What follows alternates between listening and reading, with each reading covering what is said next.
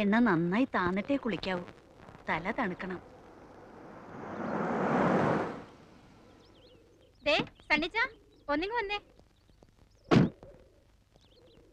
നിന്റെ കെട്ടിയോട് വ്യാക്കൂണ് തീർക്കാൻ എന്റെ മാപ്പിള എത്ര ലിറ്റർ പെട്രോളാ കത്തിച്ചെന്നറിയാമോ? അതെന്തിനാ ചേച്ചി? ഇന്നലെ പാതിരാത്രിക്ക് സാന്ദ്രയ്ക്ക് പച്ചമാങ്ങ തിന്നണമെന്ന് അമ്മച്ചി വിളിച്ചു പറഞ്ഞു. ഈ സീസണിൽ പച്ചമാങ്ങയ്ക്ക് എവിടെ പോവാനാ? പിന്നെ എന്റെ കെട്ടിയോൻ കട്ടപ്പനലോ കുമിളിലോ പോയി പൊന്നും വില കൊടുത്ത് വാങ്ങിയതാ ഇത്. അത് പോട്ടെ, എന്റെ ഏലിക്കുട്ടി ചേച്ചി, അമ്മച്ചി എന്നെ ഏൽപ്പിച്ചിരിക്കുന്ന എന്താണെന്നോ? എനിക്ക് ടിന്റുമോളെ വയറ്റിലുണ്ടായിരുന്നപ്പോ തന്ന ഒരു ലേഹിയില്ലേ, എന്താടി അതിന്റെ പേര്? കർത്താവേ, അതോ? സാന്ദ്രേ, കഴിക്കല്ലേ, അതാലോചിക്കുമ്പോഴേ എനിക്ക് ഛർദിക്കാൻ വരുവാ.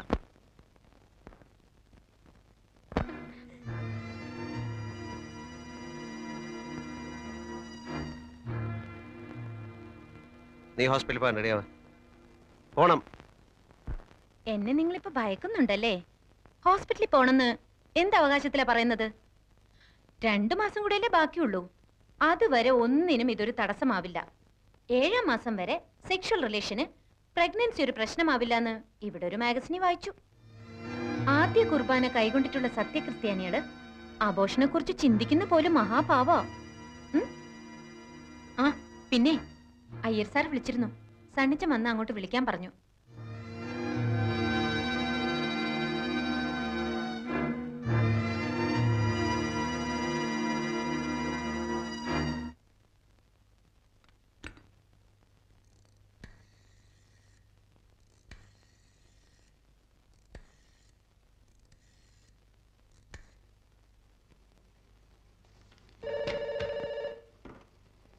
ഹലോ. ആ, ഞാനാ സണ്ണി. തന്നെ അത്യാവശ്യമായിട്ട് വിളിച്ചെന്ന് പറഞ്ഞു. സാർ മുഹമ്മദ് അലി. ഓ, മുഹമ്മദ് അലി. തനിക്കിത് മാത്രമേ പറയാനുള്ളോ?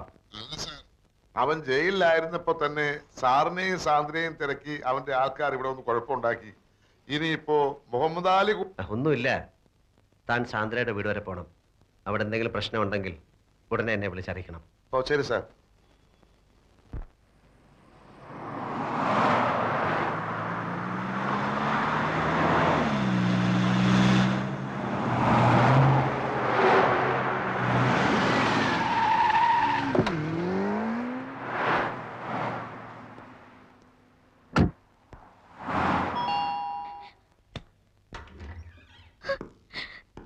എന്താ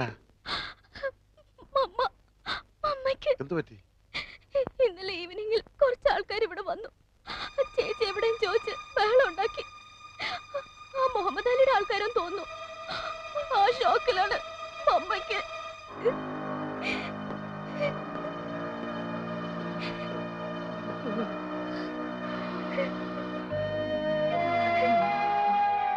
ഇത്ര സീരിയസ് ആയിട്ട് വ്യക്തി ഹോസ്പിറ്റലിൽ കൊണ്ടുപോയില്ല?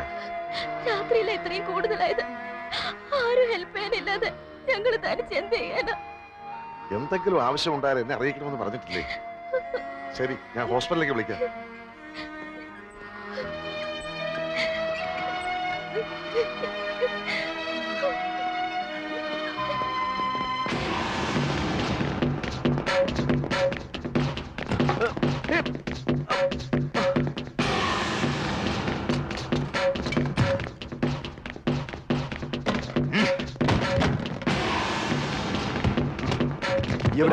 അവളെവിടെ?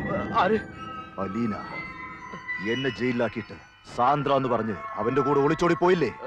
അത് ഞാൻ അറിഞ്ഞു. ഇപ്പൊ എനിക്ക് വേണ്ടത് അവളെയല്ല, അവളുടെ അനിയത്തി സുകന്യയെ. അവളെവിടെ? സുകന്യ മമ്മിയും കൊണ്ട് ഹോസ്പിറ്റലിൽ പോയിരിക്കുക. ഏത് ഹോസ്പിറ്റൽ? അറിയില്ല. കണ്ടുപിടിച്ചോളാം. പാപ്പച്ചയ, സംഗതി സീരിയസാ. ഇപ്പൊ സസ്പെൻഷനാ. കേസ് ഇങ്ങനെ പോയാ എന്റെ തൊപ്പി തെറിക്കും. താൻ കിടന്ന് കഴിവേറാതെ. സസ്പെൻഷൻ അല്ലേ? ആ വകുപ്പ് മന്ത്രി ഡൽഹിയിൽ നിന്ന് വന്നോട്ടെ, നമുക്ക് ഊരാടോ. മന്ത്രിയുടെ ഒക്കെ കൈവിട്ടുപോയി അച്ചായോ. ഇനിയിപ്പോ ഒരു വഴിയേ ഉള്ളൂ. ആ പൈലെ നമുക്കൊന്ന് കയ്യിലെടുക്കാൻ പറ്റുമോ? അവന്റെ മൊഴി പോലിരിക്കും ഇനി എന്റെ കാര്യങ്ങൾ.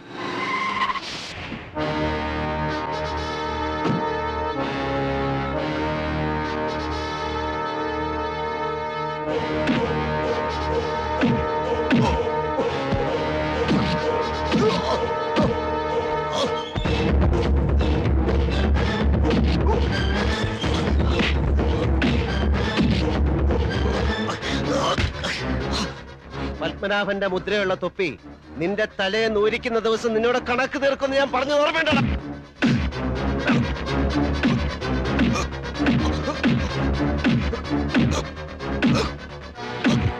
ഇപ്പൊ നിനക്ക് സസ്പെൻഷനാണ്, അടുത്തത് ഡിസ്മിസലാണ്. സർവീസിൽ നിന്നല്ല, ഈ ലോകത്ത് തന്നെ. ഓർത്തോ?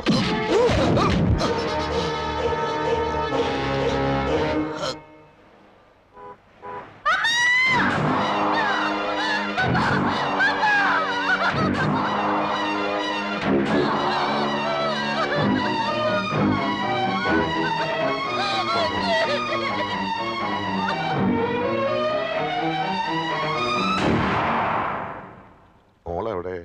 പള്ളിയിൽ പോയി പ്രാർത്ഥിക്കണം. തിരക്ക് പിടിച്ച് വരാൻ ശ്രമിക്കണ്ട. എത്ര ശ്രമിച്ചാലും ഫ്യൂണറൽ എത്താൻ കഴിയില്ലല്ലോ. 4 o'clock ഫ്യൂണറൽ ഫിക്സ് ചെയ്തിരിക്കുന്നത്. മരിക്കാൻ നേരവും മോളെ അന്വേഷിച്ചു.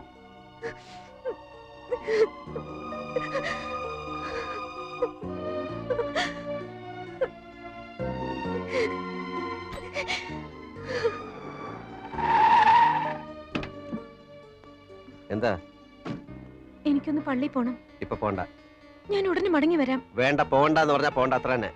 എനിക്ക് പോണം, പോയേ പറ്റൂ. പള്ളിയിൽ പോയി പ്രാർത്ഥിച്ച് നീ വലിയ പുണ്യാളത്തിൽ ആവാൻ പോകുന്നില്ല. പള്ളിയിൽ പോണം.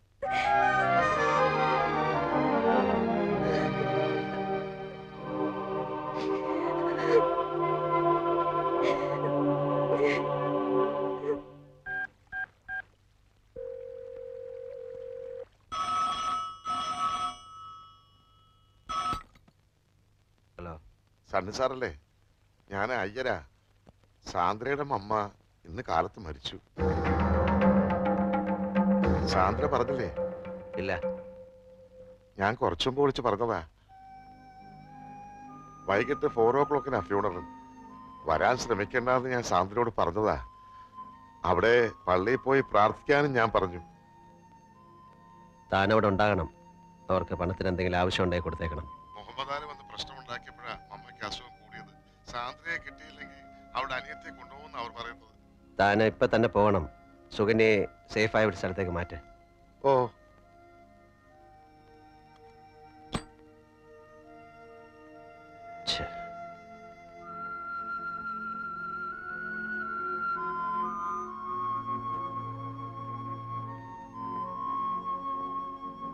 ഊണെടുത്ത് വെച്ചിട്ടുണ്ട്, തണുത്ത് കാണും.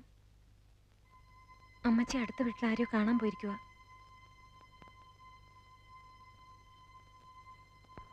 അയ്യര് വിളിച്ചിരുന്നു.